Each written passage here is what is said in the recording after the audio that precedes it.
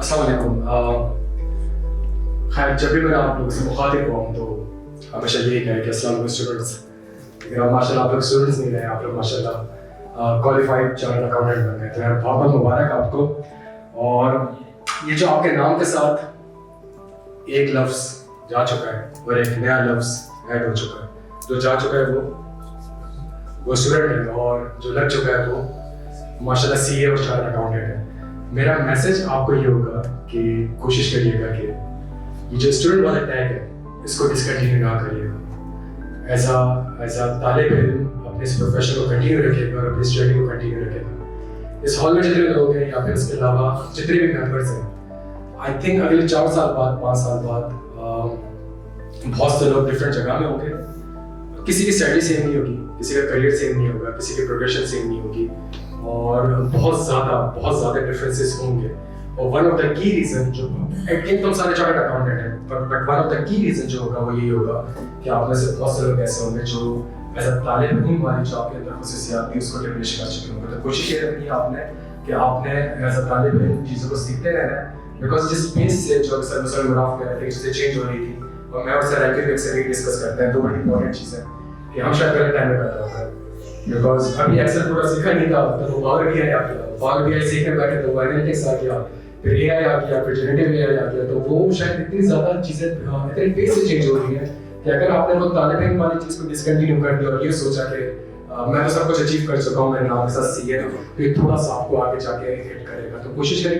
In fact माशाल्लाह मैंने बहुत से स्टूडेंट्स ऐसे भी देखे जिन्होंने एक ही साल में 2 अटेम्प्ट में 8 पेपर सीए के पास किए माशाल्लाह। तो वो अगले 2.5 साल क्या करेंगे, तो 2.5 साल भी आपने पढ़ना है, लिखना है, तो कोशिश करनी है कि इस चीज़ को कंटिन्यू करें।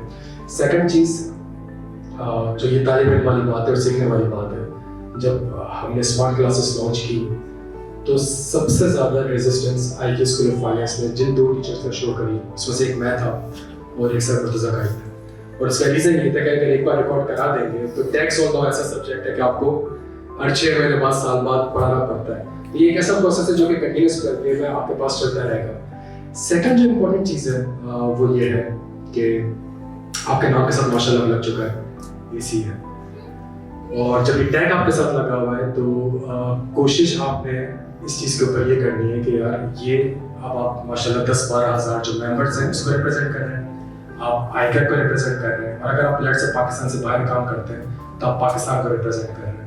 और मैं एक चीज़ बड़े दावे से आपसे ये कह सकता हूँ कि you are the best, one of the best नहीं, you are the best chartered accountant. और मैं इसलिए ये कह रहा हूँ बिकॉज मैंने माशाल्लाह बहुत सी जगह पे काम किया और बहुत से डिफरेंट चार्टर्ड अकाउंटेंट के साथ काम किया। हमसे बेहतर, हमसे टेक्निकल, हमसे कॉम्पिटेंट इस दुनिया में कोई नहीं है।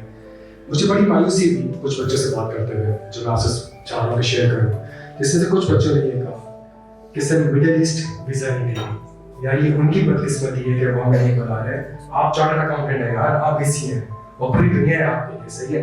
तो इस चीज़ को आप ना देखें कि यार अगर फला चीज़ हमें नहीं बुला रहा है, फला मुल्क नहीं बुला रहा, तो क्या कहते हैं, चीज़ें नहीं हो सकती।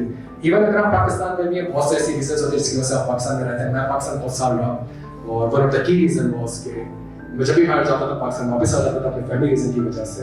लेकिन पाकिस्तान में रह के भी आप दुनिया को क्या कहते हैं एक्सप्लोर कर सकते हैं, चीज़ें कर सकते हैं। तो मेरी आपको सजेशन ये होगी कि जो इसी का टैग ले रहे हैं ये बहुत बड़ी रेपुटेशन है, इसको कंटिन्यू रखिएगा, मेहनत कंटिन्यू रखिएगा और अपने आप को हल्का ना लीजिएगा। आप चार्टर्ड अकाउंटेंट हैं और आप यकीन करें you are the best chartered accountant in the world. Thank you so much.